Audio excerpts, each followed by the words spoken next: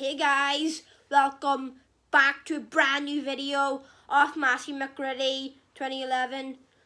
So today we're going to be doing Diary of a Wimpy Kid Diaper Overload by Jeff Kinney. And this is part 2. Make sure to go over there and check out part 1. And make sure to check out Showing My Diary of a Wimpy Kid books part 1 and 2. And make sure to check out my Wimpy Kid Logic Rules part 1 to 3 and subscribe to my channel so we can get to 100,000 subscribers before the 1st of January 2023. And let's get into this video. And if you want more Wimpy Kid videos, then leave a comment on what book I should leave a comment on a short. What book should I do? Should I do the first one, or should I do The Last Jaw, or Dog Days, or Ugly Truth, or The Getaway, or The Double Down, or any of them? Comment down below on a short any of them you want me to do for a video, and I'll read it on camera and read the blurb too. So let's get into the video.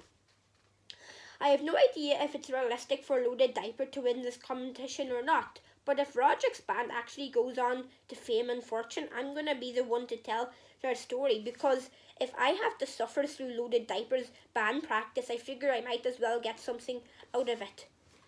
Wednesday, Roderick told his bandmates that one of the reasons Metallic Chihuahua got people to take them seriously early on was because whenever they were out in public, they looked like they were already famous.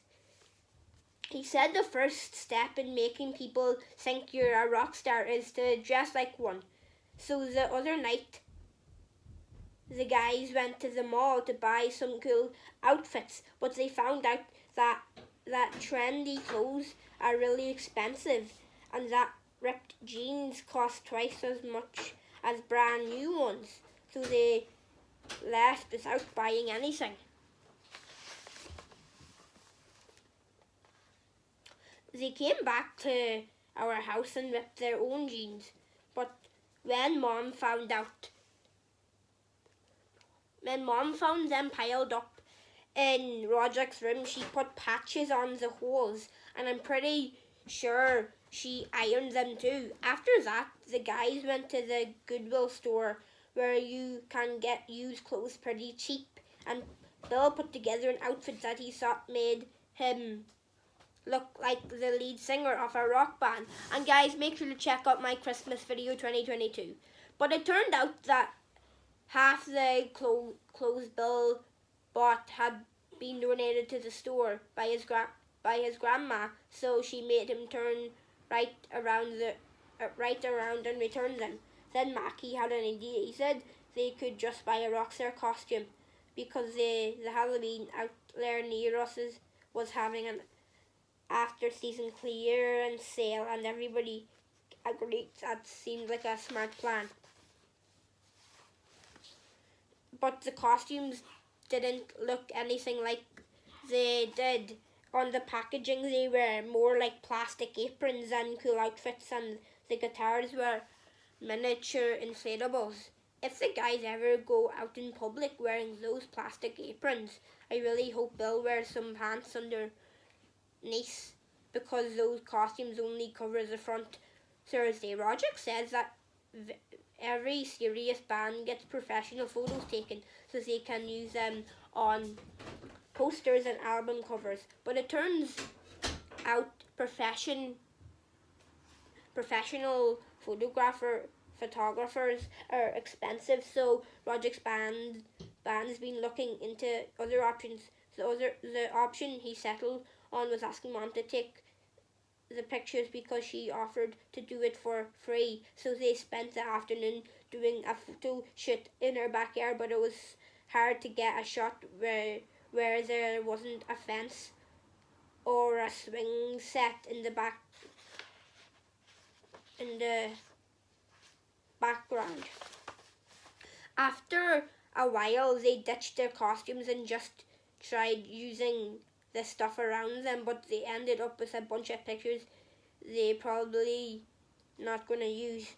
Mom said the guys looked too serious in all the pictures, and Mom and the pictures and music was supposed to be fun, so she got them to lighten up a little, but I don't think the guys were gonna like those photos came out either.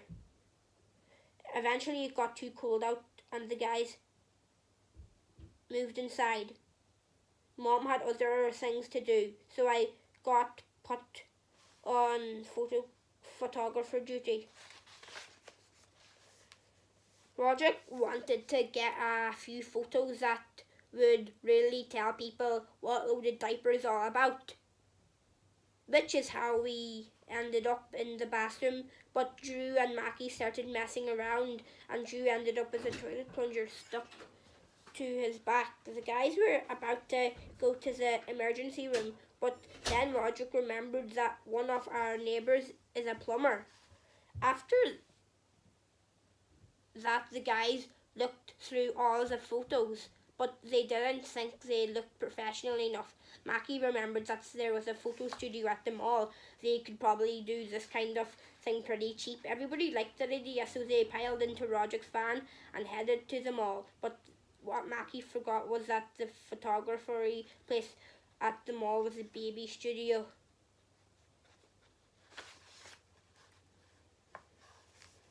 And make sure to like this video and subscribe so I can get to 100,000 subscribers before the 1st of January 2023. Let's keep going. I guess the studio isn't choosy about whose pictures they take though, and they had the guys in front of the camera in no time. Sorry to hold you on if you want. Sorry, I have to stop reading because 75% of you watching right now are not subscribed. What's happening? Like and subscribe and log into YouTube because 75% of you haven't subscribed. Do it now or this poisonous blue tarantula will go into your bed at night if you don't subscribe. It took a little while for them to warm up to the photographer, but apparently this lady was really good at making her subjects feel comfortable. I see that smile, Gucci goo, hee hee. The session lasted an hour and the photographer took a ton of pictures, but I don't see any of those photos making their way into loaded diapers posters either. I guess the guys still wanted their pictures though. It was cheap to order a calendar than to buy individual photos, so that's the package they went with. Mom's already using it as her family calendar, so I guess that means we've got 12 months of loaded diaper to look forward to. Sunday. Roderick thinks the only way for loaded diaper to win the Battle of the Bands competition is to play a bunch of shows and keep improving, but right now they don't have a good way of getting around. A few weeks back, Roderick's van got re-ended by someone and now he can't open the back door. That means it's practically impossible to load all the band's equipment into the van. Roderick looked into getting doors replaced, but he found it would cost more to get new ones than the van is actually worth.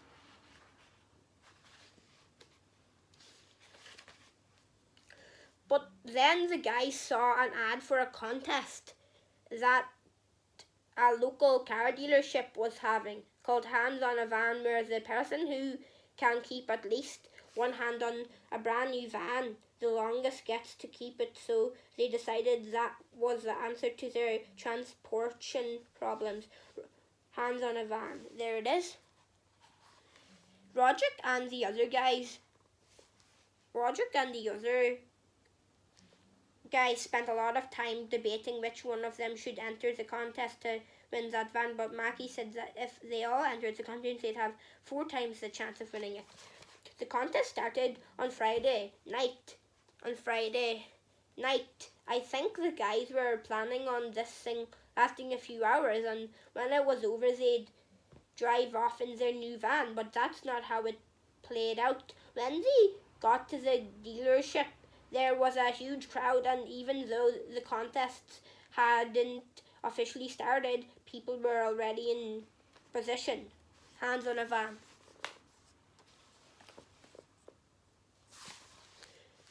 Once the competition got going, the rule was that if you took your hands off the van for even a second, you'd be out. That meant there was no potty breaks and 30 minutes into the competition, Drew was really wishing he hadn't just downed a 2-litre soda. Drew was the first person to drop out, but a long time went by before everyone else did, and 3 hours later everyone was still going strong. A lot of contestants had packed coolers with food because they must have known they were in for a long night, but Roger and the other guys weren't prepared, so Roger called Mom and asked her to bring them sandwiches. Mom was too busy to drive down to the dealership, so she sent me on my bike, and when I got there I handed the guys their food. Bill was paranoid that he was going to accidentally take his hand off the van, so he kept both hands on the vehicle, and that meant I had to feed him, which was kind of awkward. I stuck around for a little while, but it was pretty boring watching a bunch of people standing there doing nothing, so I went home. But in the morning, Roger's van wasn't in the garage, which meant he was still at the dealership. Hey, so guys, that's going to do it for today's Wimpy Kid Diaper Overload Part 2. Smash the like button and subscribe for Part 3 coming soon. And I am the Manchester United fan and sorry about that. I am Matthew McGrady 2011, and I will catch you in the next video, and I upload every single day. Smash the like button because it turns black, white, blue. Smash it right now. And I am Matthew McGrady 2011, and I'll see you in the next video, and I'm out.